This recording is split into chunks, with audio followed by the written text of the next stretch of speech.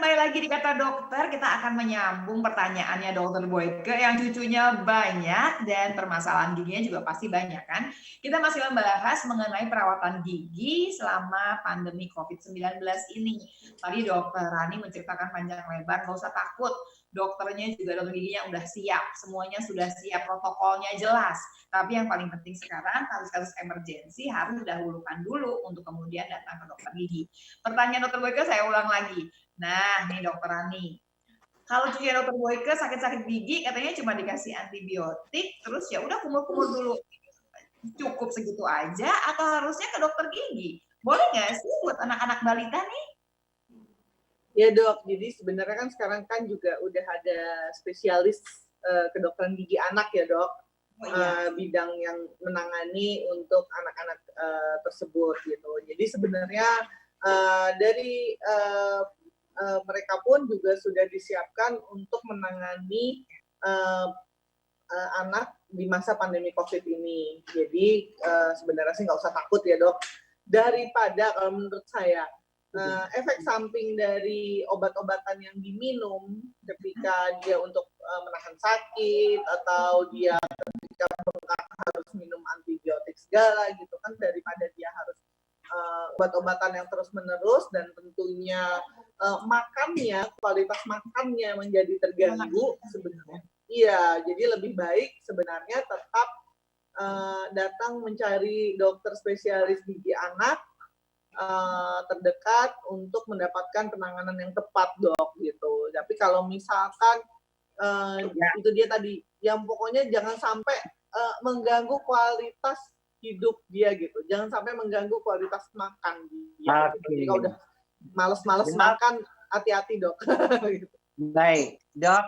Ini kan sudah segmen terakhir ya.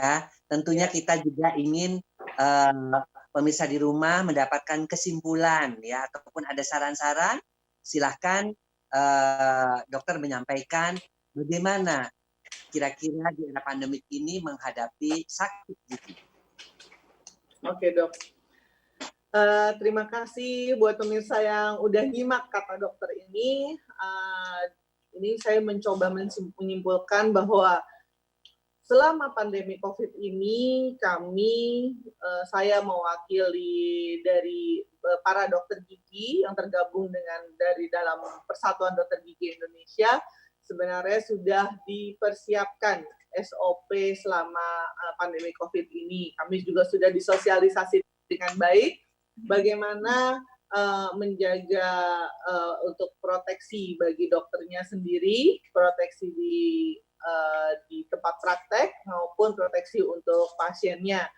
Jadi bila ada keluhan dengan kesehatan gigi Anda, sebaiknya bisa dilakukan konsultasi dulu gitu dok. Mungkin konsultasi online.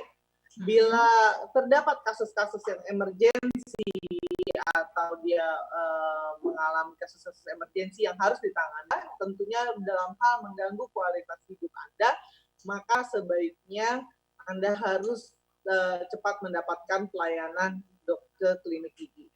Gitu dok, kira-kira.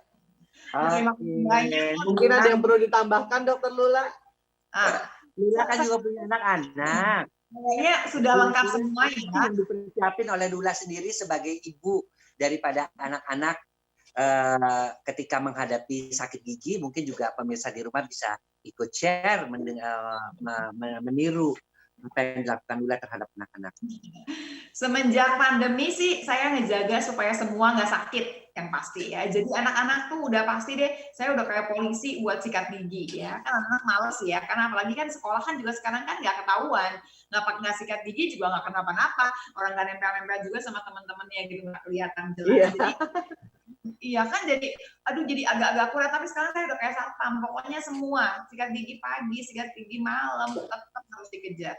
Sama barangkali tambahannya sekarang kan kita makan lagi tuh waktu sahur. Harusnya kan abis makan sahur sikat gigi lagi kan, ya kan dok? Iya. Jadi memang mesti lebih rajin lah sekarang dengan sendirinya. Karena saya suka ngomongnya gini, kita dalam keadaan pandemi gini susah buat ke dokter gigi. Karena nggak, maksudnya jangan nambahin permasalahan deh dalam keadaan yang seperti ini. Jadi saya sekarang sih gimana cara jaganya. Jangan mikirin gimana kalau udah sakitnya, gimana mencegah, kayaknya lebih baik daripada mengobati. Nah, pemirsa, akhirnya sampai juga di penghujung acara, dan tentunya saya selaku pembawa acara bersama Dr. Lula juga ingin mengucapkan selamat Hari Raya Idul Fitri, ya. Mohon maaf lahir dan batin. Beserta seluruh kru ya Lula ya. Silakan Lula. Betul ya. Pokoknya mohon maaf lahir batin, selamat Hari Raya Idul Fitri 1441 Hijriah.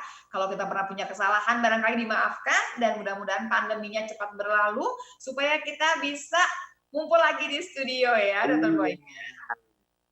Dan jangan lupa pemirsa tetap saksikan Kata Dokter setiap hari Minggu jam 19 sampai dengan jam 20 hanya di JAK TV dari Jakarta untuk Indonesia. Salam.